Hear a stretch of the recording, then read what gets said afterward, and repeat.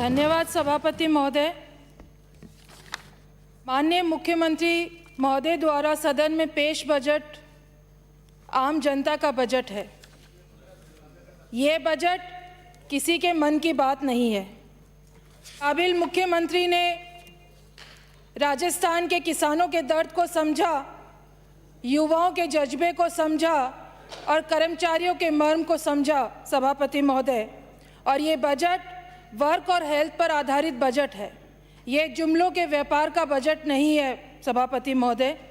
ये double engine का सरकार का भी बजट नहीं है। ये बजट किसान पुत्र द्वारा किसान हृदय सम्राट के लिए युवा के पिता के रूप में प्रस्तुत किया हुआ बजट है।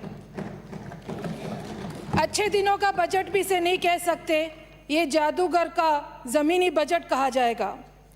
मेरा इस बात में पूर्ण विश्वास है सभापति महोदय कि इस बजट से हर वर्ग का हैप्पी इंडेक्स बढ़ा है। जब हम राज्य सरकार के बजट की बात करते हैं सभापति महोदय, तो हमें केंद्र बजट को भी ध्यान में रखना होता है। मैं इस सदन में कहना चाहूँगी कि 1 फरवरी 2022 को केंद्रीय बजट के समय आम जनता, इस देश की जनता उस केंद्र बजट से कुछ शब्दों की आशा कर रही थी।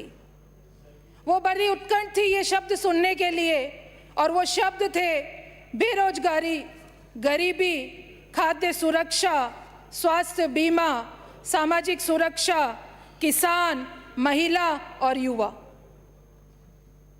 90 मिनट के भाषण के अंदर केंद्र सरकार के अंदर इन शब्दों का प्रयोग नहीं हुआ सभापति महोदय, और शब्दों का प्रयोग हुआ smart city, digital, green, climate, आत्मनिर्भर, made in India, ease of doing business, tax revenue, green fuel. लेकिन राजस्थान के माननीय मुख्यमंत्री महोदय ने अपने बजट के अंदर किसान को केंद्र बनाया, किसान हितैषी बजट लेकर आए, बेरोजगारों की बात करी, युवाओं की बात करी, चिकित्सा की बात करी, शिक्षा की बात करी और महिला के शब्द का इस्तेमाल किया। सभापति महोदय, 2015 के अंदर तत्कालीन वित्त मंत्री स्वर्गीय अरुण जेटली जी ने कहा था कि देश 2022 के अंदर आज़ादी का 75वां वर्ष पूर्ण रूप से अमृत महोत्सव के रूप में मनाएगा। और उन्होंने ये भी वादा किया था देश की जनता से और देश के किसानों से कि 2022 के अंदर उनकी आय दुगनी हो जाएगी। सभापति महोदय, मैं कहना चाहूँगी 2022 का केंद्र का बजट हमने देखा और कहीं पर भी 2022 की बात नहीं हुई सभापति महोदय। सीधा 25 साल के ऊपर बजट चला गया।